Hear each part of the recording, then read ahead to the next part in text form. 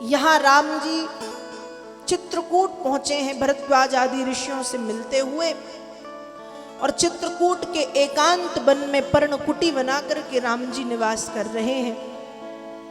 चित्रकूट में राम जी निवास कर रहे हैं, लेकिन राम जी के मन में भी अशांति है। मानो ऐसा लग रहा है कि कुछ हो गया है। और यहाँ वशिष्ठ जी ने कुछ सेवकों को बुलाया, ननिहाल भेजा है कि भरत जी को ले आओ, लेकिन भरत जी को कुछ बताना मत कि अयोध्या में हुआ क्या है। सिर्फ इतना कहना कि गुरुदेव ने याद किया है, अतिशीघ्र चलिए। उस समय सेवक भरत जी को लेने के लिए पहुंचे हैं, और जब सारे सेवक भरत जी को लेने के लिए पहुंचे हैं, भरत जी के बहुत पूछने पर भी किसी ने कुछ नहीं कहा। ननिहाल से लौट करके भरत जी अयोध्या आए। आज अयोध्या की जो प्रजा है, उनकी दृष्टि में भरत जी के लिए वो प्रेम नहीं है जो दिखाई देता था। घृणा दिख रही है, नफरत सी दिख रही है।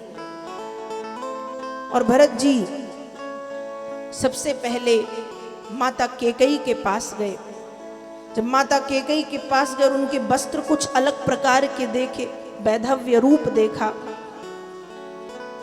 तो अब आंखों से आंसू बहने लगे और सब बातें पूछी कि माँ ये कैसे हो गया, क्यों हो गया, भैया कहाँ हैं, लक्ष्मण कहाँ हैं। उस समय माता कैकेयी ने भरत जी को सारी बातें बताई, राम जी के वनगमन के विषय में बताया।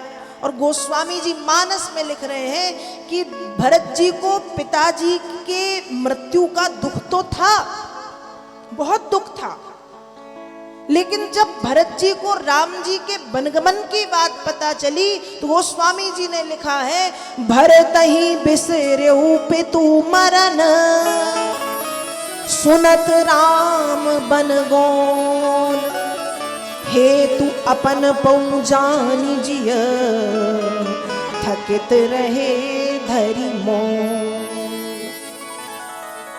भरत ही बिसर्यु पितु मरण, सुनत राम बन गौन। भरत जी भूल गए। कहते ना, जब एक छोटा दुख है, हम दुखी हैं, लेकिन उस दुख के सामने कोई और बड़ा दुख आ जाए तो हम छोटे मोटे दुख भूल जाते हैं। तो राम जी के वनगमन की बात सुन के पिताजी की मृत्यु का दुख भरत जी को छोटा लग रहा है।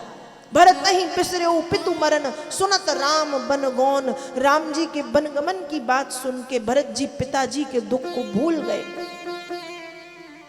वहीं पृथ्वी पर बैठ के विलाप करने लगे, मौन धारण कर लिया, एक शब्द मुख से नहीं निकला। इसके बाद थोड़ी देर सोचने के बाद जब भरत जी ने माता कैकेयी की बातें सुनी,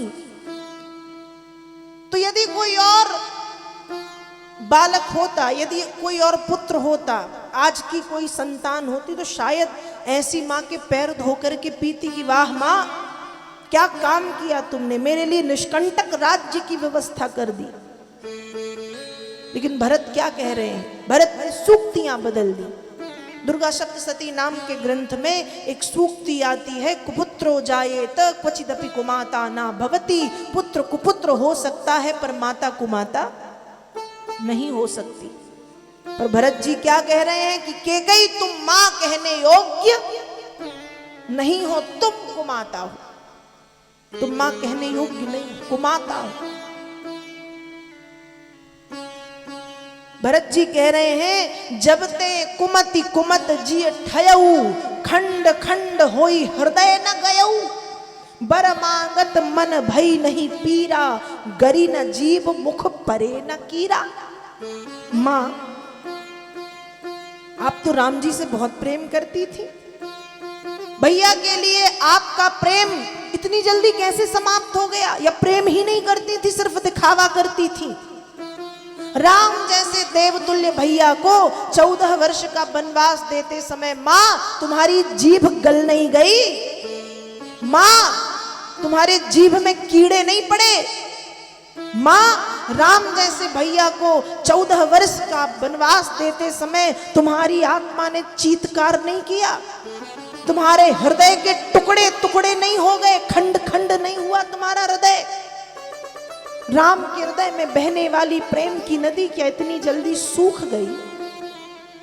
तुम मां कहने योग्य नहीं हो। ऐसा लग रहा है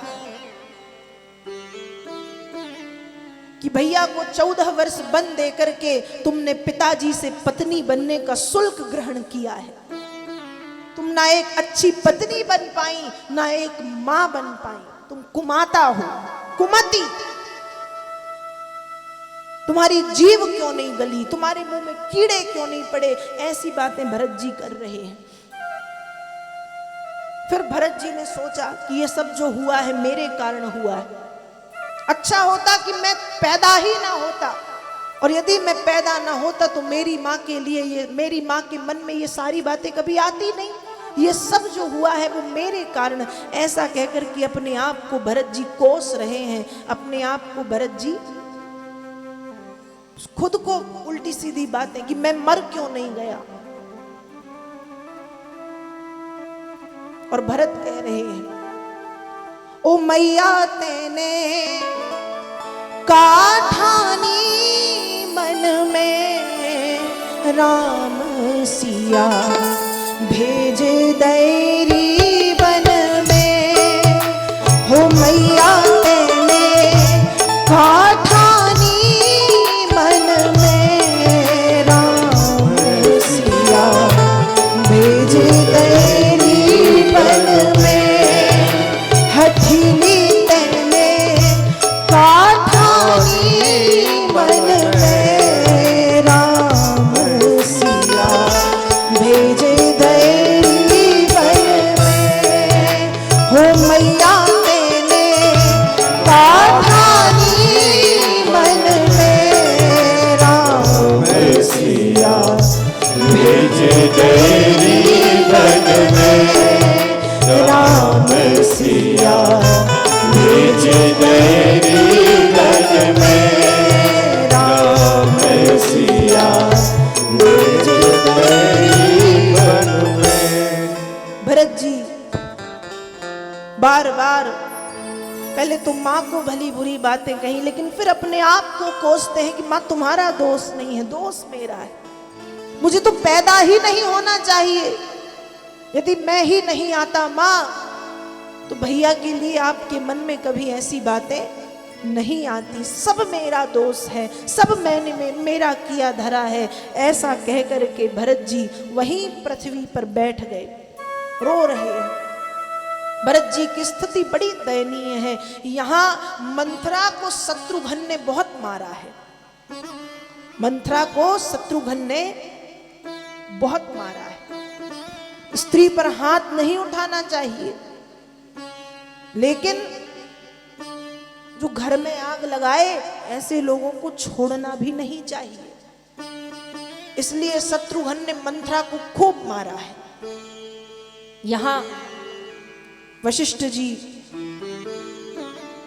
से भरत जी मिले हैं। पहले तो कौशल्या मैया से मिले हैं, तो कौशल्या जी के दरवाजे पे जाके सिर झुका के खड़े हैं। कौशल्या जी पास में आई और कहती हैं, पुत्र मैं जानती हूं तुम क्या सोच रहे हो, और तुम ऐसा सोच भी कैसे सकते हो कि मुझे ये लगेगा कि ये सब तुमने कराया है। क्या मैं जानती नहीं कि मेरा भरत राम से कितना प्रेम करता है? क्या मैं जानती नहीं कि राम तुमसे कितना प्रेम करते हैं? इसलिए पुत्र, जो भी अच्छी बुरी बातें तुम सोच रहे हो बेटे मत सोचो। और पुत्र, पिताजी का अंतिम संस्कार करके अयोध्या की प्रजा न जाने कब से उदास बैठी है, अब सिंहासन स्वीकार कर लो। मां ने कहा है, कौशल्या जी ने। वशिष्ठ जी ने पूरे विधि विधान पूर्वक, गोस्वामी जी लिख रहे हैं, पितु हित भरत कीन जस करनी, सो मुख लाग जाई नहीं बरनी। लाख मुखों से भी वर्णन नहीं किया जा सकता। इतने विधि विधान के साथ जो जो वशिष्ठ जी ने बताया है उस प्रकार से अपने पिताजी का अंतिम संस्कार कराया है। और भरत जी को अंत में गुरुदेव ने भी समझाया है कि सुनहु भरत भावी प्रबल बिलखि कहहु मुनिनाथ, हानि लाभ जीवन मरण जस अपजस विधि हाथ। कि पुत्र अब जो हुआ सो हो गया, विधि के विधान को कोई नहीं टाल सकता। ये 6 चीजें किसी के वश में नहीं है। हानि, लाभ, जीवन, मरण, यश और अपयश, ये मनुष्य के वश में नहीं है। ये विधि हाथ, ये विधि का विधान जो कराए वैसा ही होता है। इसलिए पुत्र जो हुआ है उसे विधि का विधान मानकर के स्वीकार कर लो और अब अयोध्या के सिंहासन को स्वीकार करो। गुरुदेव की बात सुनी, थोड़ी देर विचार किया। भरत जी चाहते तो अब तो भरत का जो चरित्र है बिल्कुल शुद्ध है सबके सामने। कैकेयी को अपशब्द कह दिए, आजीवन मुख न देखने के लिए कह दिया, बड़े सुंदर रूप से पिताजी का संस्कार कर दिया। राम जी के प्रति कितना प्रेम है वो भी सबको पता चल गया। कौशल्या जी ने भी कह दिया कि मैं जानती हूं तुम राम से कितना प्रेम करते हो। तो भरत जी का जो चरित्र है वो तो अब सबके सामने शुद्ध है। अब भरत चाहे तो बिल्कुल सिंहासन पर बैठ सकते हैं और अयोध्या की प्रजा भी भरत को स्वीकार कर लेगी, क्योंकि प्रजा भी जानती है कि भरत बुरे नहीं है। भरत चाहते तो क्या ना करते, लेकिन भरत जी ने अयोध्या के सिंहासन को छुआ भी नहीं, देखा भी नहीं। छूने का तो छोड़ो, सिंहासन की तरफ भरत ने देखा नहीं।